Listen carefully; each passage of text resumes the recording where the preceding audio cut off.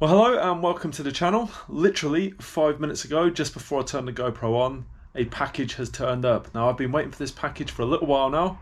It's something from Stanton Bikes. So why waste any time? Let's get into the reveal. And there she is, inside the box. And if you're anything like me, you get excited about such things like this. There's no mistaking it. When that box came up the driveway, I was very excited. So rather than me awkwardly try and hold the camera and open the box, I'm going to do a time lapse so that you just get to see that happen nice and quick, and then we'll look at the frame, which I'm itching to see.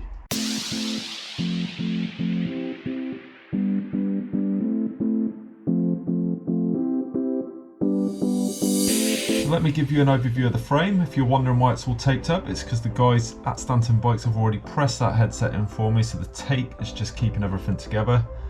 It's beautifully finished in a colour called Ironstone Satin, and you'll notice I've got gold decals and a gold heritage wrap that supports the frame colour so well. And yes, it is a Switch 9er, which means it's a 29er. So I'm really going to give this a go. I've thoroughly enjoyed a lot of the 29ers I've demoed throughout 2020, so I just thought it was time to move on and really give it a go. As we come down, just see that shimmer off the frame there, lovely under that lighting. And it's the finishing touches that you sometimes don't see, but the Stanton logo there in the framework and this amazing gold heritage wrap. Simon, who paints, does all the decals and wraps, absolute legend. And I've been messaging over the last couple of weeks just to make sure I'm making the right decisions, because he has so much experience. And there it is, my channel logo on the back of the seat post in gold. I think you'll agree, that looks pretty sick. Now, I'm not actually going to be building this bike, and there's one good reason for it. I ride with a guy called Chris Scullard. He runs a business called Refresh Cycles, which is predominantly based down in the south, so be sure to check out the webpage in the description and you'll see the areas that you can cover, offering all the services that you would get in their bike shop at a discount price as well. So if you mention the channel or MTB Fanatics, you will get a discount, which is always good. And he's offered to build this up, so exciting for him, definitely exciting for me. At least I know it's going to be done professionally, so I'm going to hand that over. He's going to do a time lapse of that build, which I can't wait to see, and then of course at the end of the video we're going to see that result in its entirety. So let's hand it over.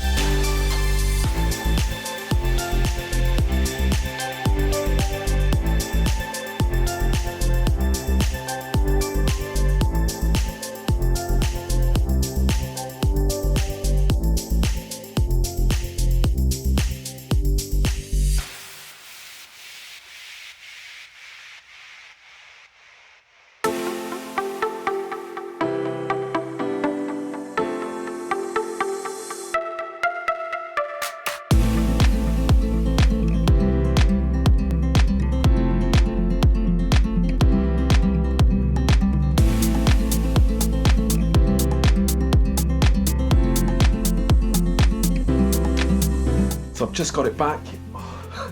This is exciting for me. I mean, my God. And Chris, what a fantastic job you've done piecing this together, especially at short notice. Can't stop looking at it. But Refresh Cycles, be sure to check Chris out.